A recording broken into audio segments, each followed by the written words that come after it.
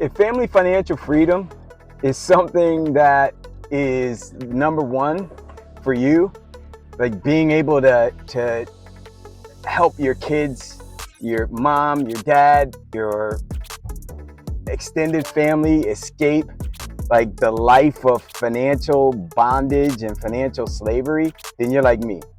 We see it all over the Bible. There were certain things that were processed. There were other things that were instantaneously. And the Bible said he snatched him out. The children of Israel walked out. They walked for miles. They walked across the desert. They walked through battle. They walked through drought. They walked through isolation. They walked through famine. He had to send birds in the air to feed them, and he let them walk for 40 years. He did not snatch them out. He did not snatch them out. And there are certain things in your life, and if you take all of our messages and put them up against each other, they look contradictory because you're looking for an absolute truth. But absolute truth is like going to a pharmacy asking them for one prescription. It depends on the condition, what message you need. Does that make sense to you? So for the person that's walking through a process that God is not snatching them out, there are other times that things are so critical and so crisis-oriented that you don't have time to worry about being nice. You gotta snatch them out.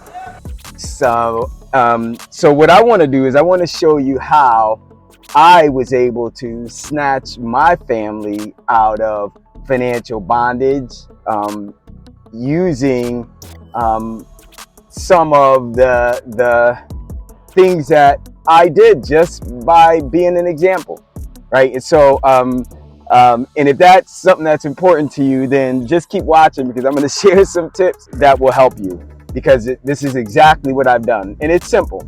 As you saw what T.D. Jakes said, he said there are situations that call for desperate measures where it's not about being politically correct and saying things nicely, but it's time to just snatch them out of situation. And when it comes to our family's financial freedom, when it comes to the gifts and helping them to become the men and women of God that He's calling them to be, then it takes desperate measures. Well, first of all, what I did is I led by example. Right? I led by example. Real estate was the thing that I started with and how I built financial freedom for myself and also began to build generational wealth as well, real estate. But that started 30 years ago. And I ordered, and the way it started is I ordered on television a course from, you may know him, Carlton Sheets. If you know Carlton Sheets, then now you're dating yourself, right? But if you don't, then I'll tell you who he is. He sold a course back in the day that was it was how to buy real estate with no money down. And I bought it, a bunch of cassette tapes and some books. I learned, I studied, and I implemented what he taught. And I bought my first house, no money down, right? You know, I was 21 years old. And so, but over the years, I continued to buy more, but I actually went out and got a job because I thought that's what I was going to need to do in order to borrow more money and get more properties. However, that's not really what he taught. I learned that part the wrong way from traditional real estate instructors that wanted you to believe that that was the way you did it. And so I did it. Next thing you know, I'm working for someone.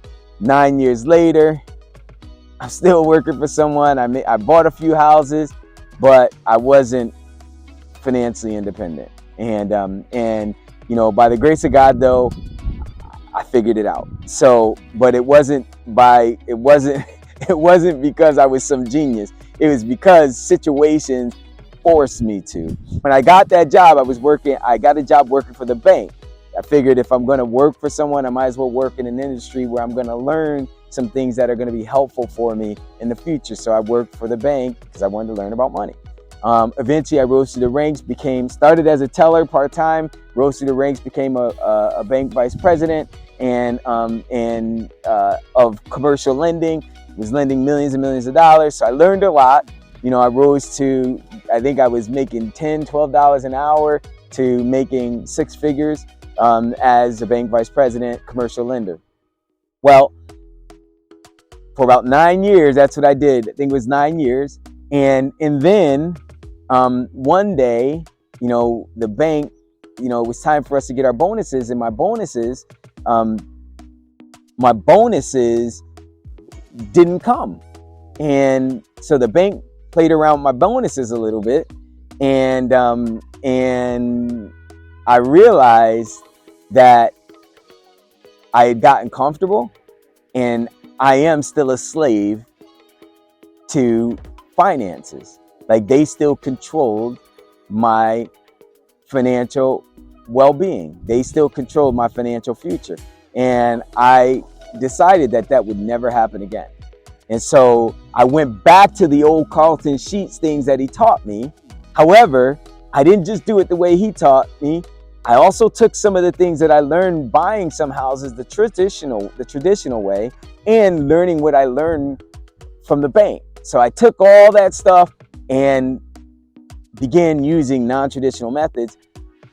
That year, I flipped a bunch of properties, wholesaled them. Wholesale was like a wholesale flip. It wasn't even a term at the time. Wholesaling wasn't a term when it came to real estate, and flipping wasn't a term when it came to real estate. No one was doing it as far as I knew, but I did it. And I made $300,000 that year. I signed my letter of resignation. I left the bank, and within the next 2 years, I was making over $1 million.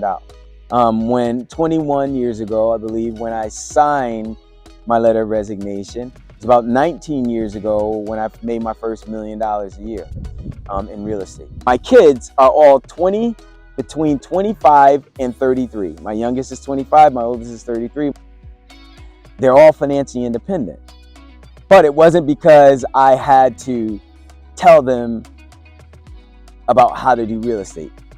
What happened was that they were watching me, but none of them, like my kids that I actually raised, they were around. They saw me working anywhere from 2 to 4 years, 5 years of their lives. They saw me working.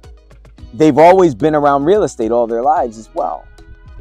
But the type of real estate that I did was not really exciting, so they didn't gravitate toward it. It was a lot of money that I made, but I was always going. I was always doing things, right? So they didn't really gravitate toward that.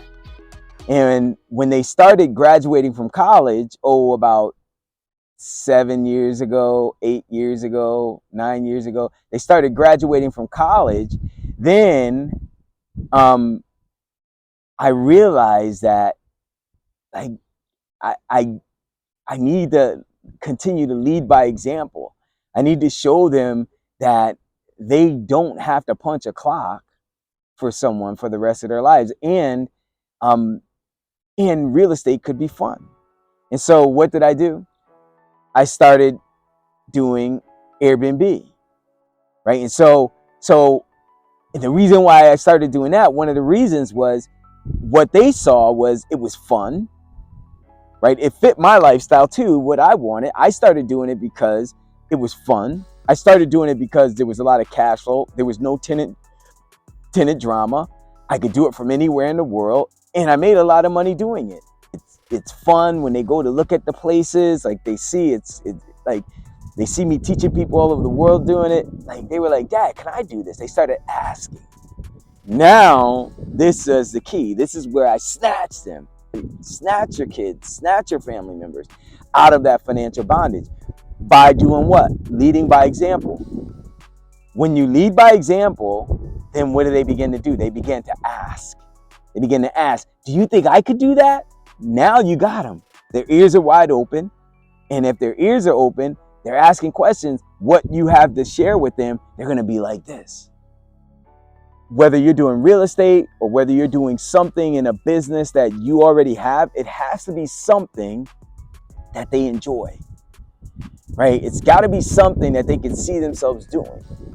If If you know what that thing is, then make it simple. Like, that's the key for me. Like, with anything that I do, Airbnb makes electronic funds transfers to our accounts every day. People are checking in and out of our places every day, and it doesn't matter where we are in the world, right? And so when you can show that, leading by example, like, then they'll start asking. You won't have to tell.